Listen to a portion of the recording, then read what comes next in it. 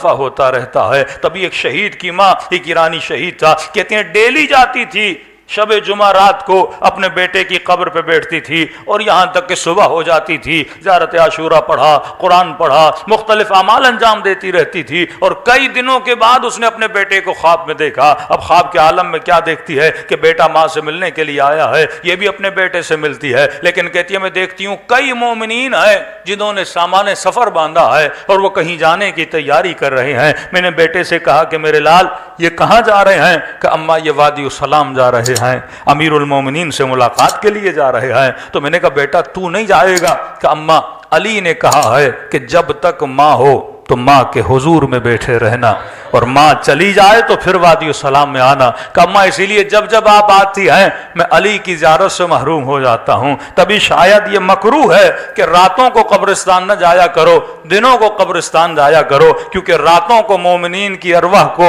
وادی السلام میں بھیج دیا جاتا ہے۔ تبھی میرے چھٹے امام سے کسی نے کہا کہ مولا میرا بھائی بغداد میں ہے اور مجھے خوف ہے کہیں وہ مر جائے گا، اسے وہیں دفن کر دیا جائے گا، کیونکہ ہر مومن کی خواہش ہے میرے جسم کو وادی السلام میں دفن کیا جائے۔ تو میرے چھٹے امام فرماتے ہیں کہ مومن دنیا کے کسی بھی کونے میں مر جائے، جسم اس کا کہیں بھی دفن ہو، خدا حکم دیتا ہے کہ مومنوں کے جسموں کو وادی السلام میں لا کے دفن کر دیا۔ اور علی سے پوچھا کہ مومن کون ہے؟ تو مولا فرماتے ہیں مومن کیس ہوتا ہے۔ کیس کا مطلب مومن تیز ہوتا ہے۔ ہمارے یہاں لفظ تیز تھوڑا نیگیٹو معنی میں استعمال ہوتا ہے کہ جناب بڑے تیز ہیں، لیکن امیر فرماتے ہیں شارپ، کین۔ مومن کیس، مومن عقل مند ہوتا ہے۔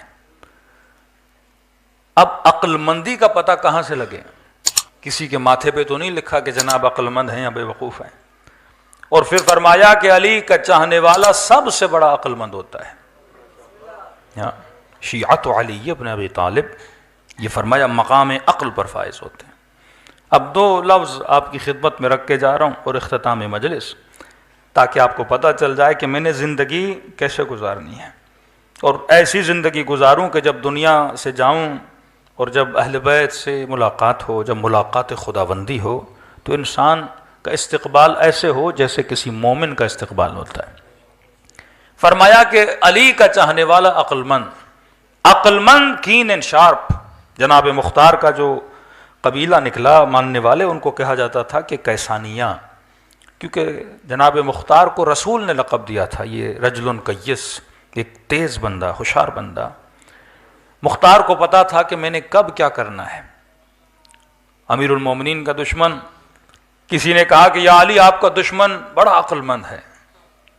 نہج البلاغہ کے جملے ہیں، مطلب جو سیاست میں مات دے، جو ہر میدان میں جنگ جیت جائے، تو لوگ کہتے تھے یہ عقل مند ہے۔ لیکن امیر المومنین نے فرمایا العقل ما عبد بالرحمن، عقل سے اگر بندہ رحمان کی عبادت کرے تو یہ عقل مندی ہے، لیکن اگر اپنی عقل سے شیطان کی عبادت کرے تو یہ بندہ بے وقوف ہے۔ تو امیر نے دو لفظ استعمال کیے، فرمایا عقل اور مکر۔ فرمایا وہ جو کر رہا ہے وہ مکر ہے، علی جو کر رہا ہے وہ کیا ہے؟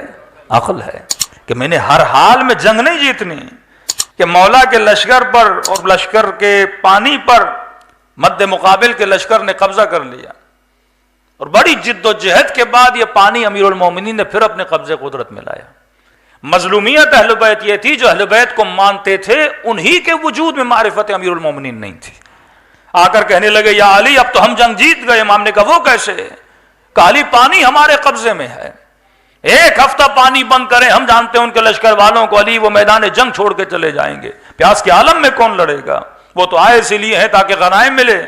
تو امیر المومنین نے فرمایا نہیں، رسول کا حکم ہے کسی بھی پیاسے پر پانی نہ بند کیا جائے، کہ یا علی 4 دن پانی بند کرے ہم جنگ جیت جائیں گے۔